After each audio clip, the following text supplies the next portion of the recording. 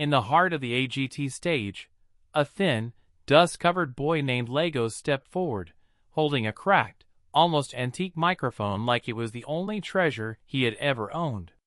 His small frame looked even smaller under the bright stage lights, and every stitch on his faded shirt told a story of survival. The judges noticed it instantly. This wasn't a kid who grew up with luxury, comfort, or even the basic things people take for granted. Poverty didn't sit behind him. It followed him like a shadow, carved into every inch of his presence. His shoes were broken at the heel, mismatched, and patched together with thin strips of cloth, the type his village taught him to tie when the soles wore out faster than they could replace them. Lagos came from a remote settlement where life wasn't measured by dreams, but by the distance you had to walk to find clean water. Back home, even getting a bucket from the cemon cow well was a daily battle. The well stood at the far end of the village, near the old fields where the dust danced with the wind, and most days, Lagos walked there barefoot, feeling the hot sand burn under his feet. But he never complained. He never cried. He learned early that tears weren't currency in a place where survival demanded strength. His mother used to say, "Lagos, life may take everything from you, but don't let it take your voice." And maybe that's why he held on to singing like a lifeline. When he stood on that iconic AGT stage thousands of miles away from his village, he wasn't just carrying a dream. He was carrying every sacrifice his family ever made. The entire theater fell into a heavy silence as he took a deep breath, each second stretching like a lifetime. He wasn't trembling because of fear. He was trembling because of the enormous weight he carried. Years spent fighting hunger, years spent hoping for something to change, years spent singing under the African night sky while the wind whispered through the cracked mud walls of his home. Judge Nairobi, known for her sharp and confident presence, felt her heart twist unexpectedly when she looked into his eyes. She saw something she couldn't shake: pain, hope, and a depth far beyond his age, the kind of depth forged only through hardship. And then Lagos whispered, "This is for everyone back home."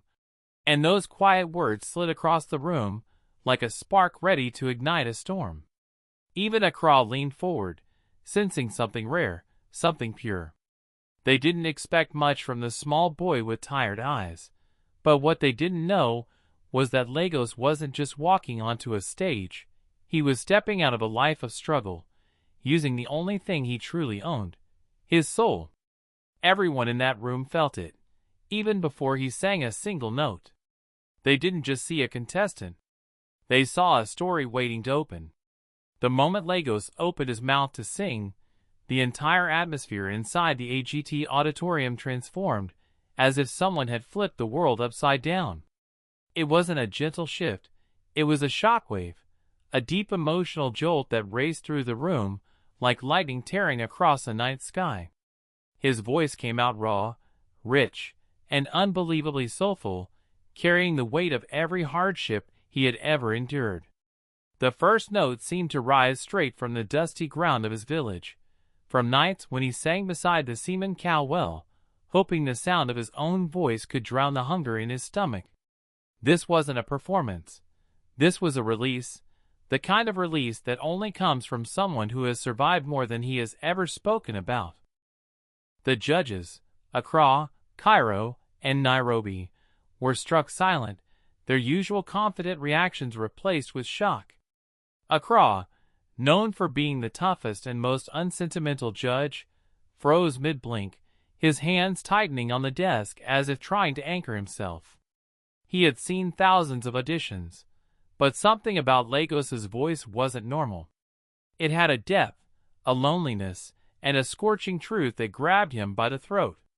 Nairobi felt tears rise instantly, faster than she could blink them away. She tried to steady her breath, but the more Lagos sang, the more her heart cracked open. She wasn't just listening to a song, she was hearing a life. Cairo sat back in his chair, completely stunned. He whispered, "My God!" under his breath, but the microphone picked it up and the audience heard it. He had expected a shy, fragile voice from a poor village boy. Instead, Lagos unleashed something vast, something powerful, something that could only be born from a life of struggle. Every lyric poured with emotion shaped by years of walking dusty paths to the cemon cow well, of singing quietly, so his younger siblings could fall asleep, hungry but comforted. His voice didn't simply fill the room, it owned it. By the second verse, the audience could no longer hold back. One by one, people rose from their seats, pulled up by the invisible force of this boy's soul. The sound system caught every raw edge, every breath, every crack that only made him sound more human, more real. Lagos sang like someone who had nothing left to lose, someone who knew that this stage might be his only doorway out of the life he came from. The entire crowd felt the truth in every syllable. The judges exchanged glances, each more emotional than the last. Nairobi covered her mouth with her hand, tears flowing freely now. Accra's eyes were red, and he kept pretending to rub away dust, though everyone knew he was breaking. Even Cairo, usually calm and composed, fought to keep himself together. This wasn't just talent, this was soul laid bare. Lagos wasn't simply performing. He was reminding the world what pure, unfiltered humanity sounded like. When the final note drifted into silence, it didn't just fade, it landed in the room like a thunderbolt that left everyone breathless. For a moment, the AGT stage felt frozen in time. The audience didn't even clap right away.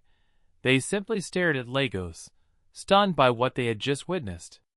His chest rose and fell with exhaustion, not from the song itself, but from the emotional storm he had unleashed. Lagos stood there small, fragile, almost unsure if the world was supposed to respond to him.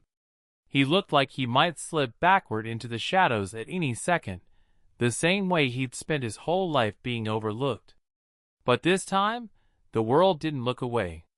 Judge Cairo was the first to break. He slammed his hand down on the desk, not out of anger, but because he couldn't hold in the emotion any longer. His voice cracked as he whispered, That was unbelievable." His eyes glistened, and he didn't bother pretending they weren't filled with tears.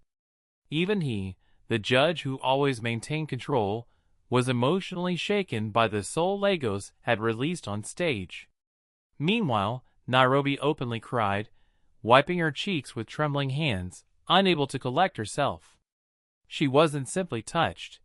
She was shattered in the best way possible. Lagos didn't just sing. He reached inside her heart and rearranged something. The audience finally erupted into thunderous applause, a wave of cheers so loud it shook the entire theater. People stood on chairs, waved signs, and screamed his name. Lagos! Lagos! Lagos! As if he were a superstar already. But Lagos himself stood still, confused, overwhelmed, almost scared. He wasn't used to being celebrated. He wasn't used to anyone caring, let alone thousands of people screaming for him. His mind drifted back to the dusty path leading to the cemon cow well, where he used to hum melodies to distract himself from the thirst and hunger. Now he stood in bright lights, with confetti cannons inches from firing. The contrast was so extreme it felt unreal, like he was dreaming while still awake. Judge Accra slowly rose to his feet, emotion thick in his voice as he said, Lagos, you didn't just sing tonight, you healed thousands of hearts. You reminded us what real soul sounds like. His words echoed across the stage, sinking deep into Lagos's stunned expression. The studio lights suddenly shifted, turning golden, and a wave of sparkling light passed over the audience. The crowd grew louder, sensing what was about to happen.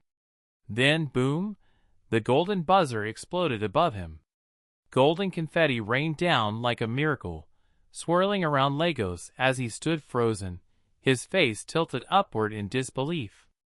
The golden flakes stuck to his hair, his clothes, even his trembling hands. He had grown up with nothing but dusty winds, cracked earth, and the soft drip of the cemon cow well. Now he stood under a golden storm meant for stars. The world had finally heard him. The world had finally seen him.